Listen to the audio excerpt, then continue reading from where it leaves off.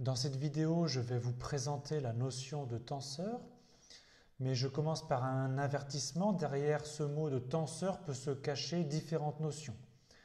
Vous avez les tenseurs mathématiques, qui sont des objets assez complexes. Vous avez des tenseurs de TensorFlow, qui sont des objets informatiques très puissants.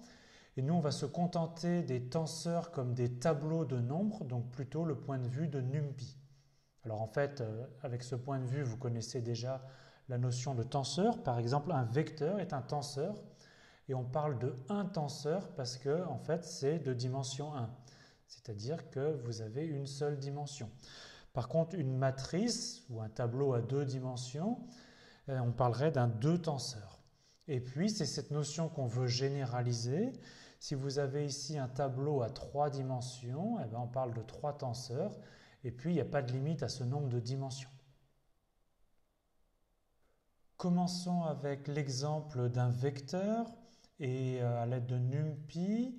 Donc, voici comment s'affiche un vecteur 5, 7, 8. Et alors, pour les tenseurs, il y a un vocabulaire important. Il ne faut pas confondre les différentes notions. Donc, on a la notion de dimension ou de rang. C'est le nombre d'indices qui servent à parcourir notre tenseur. Alors ici, pour un vecteur, il n'y a qu'un seul indice, d'accord, qui correspond au numéro de l'élément.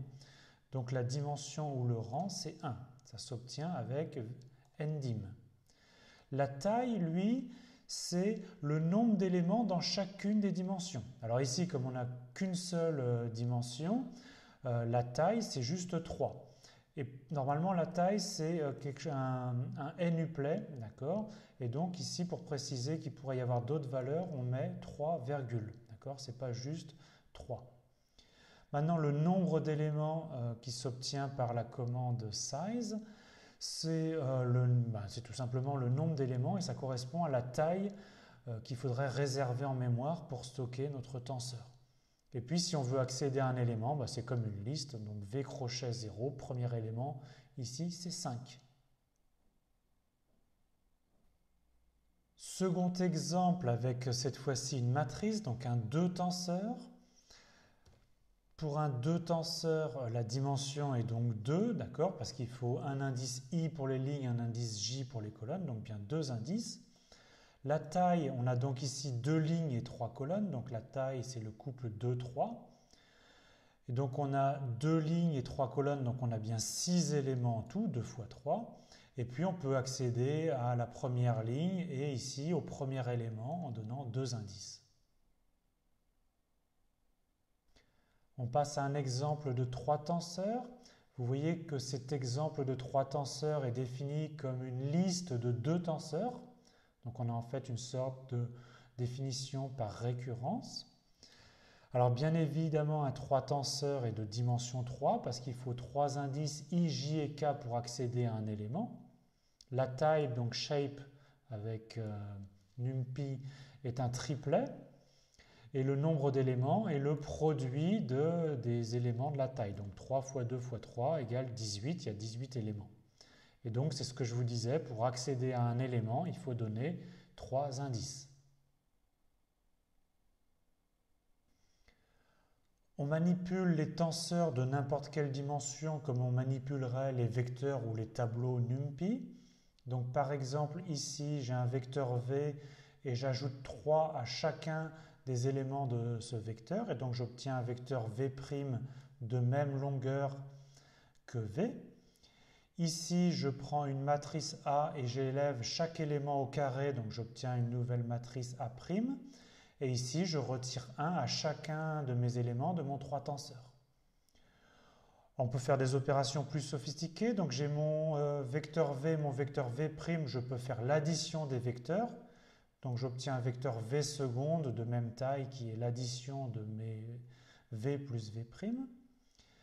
Ce qui n'a rien à voir, la fonction somme, elle, va renvoyer la somme de tous les éléments ici de ma matrice A. Et donc ça renvoie ici un nombre réel, d'accord, et non pas un tenseur. Et aussi, je peux prendre ici la fonction, appliquer une fonction à chacun des éléments de mon tenseur. Ici, j'applique la fonction racine carrée à mon tenseur. et donc j'obtiens un tenseur de même taille que t, et chaque élément de ce nouveau tenseur est la racine carrée de mon tenseur original. Alors lorsqu'on a un tenseur, il est très fréquent de vouloir conserver tous les éléments de ce tenseur, mais de vouloir changer la forme du tenseur. Donc une des opérations les plus fréquentes, c'est l'aplatissement du tenseur, c'est-à-dire on transforme un tenseur de n'importe quelle dimension en un vecteur, et c'est la commande flatten qui permet de le faire. Et vous voyez ici que tous nos éléments de nos trois tenseurs sont transformés en un vecteur, donc un tenseur. Plus généralement, n'importe quelle transformation que vous pouvez imaginer est réalisable. Donc prenons toujours notre exemple de notre 3 tenseurs. Donc notre 3 tenseur, il avait 18 éléments, il était de taille originale 3, 2, 3.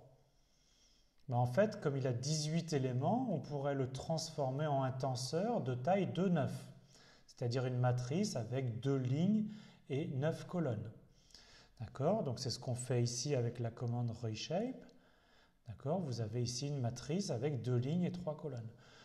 Autre opération possible, 18, c'est aussi 2 fois 3 fois 3. Donc on peut aussi le transformer en ce tenseur-là de taille 2, 3, 3.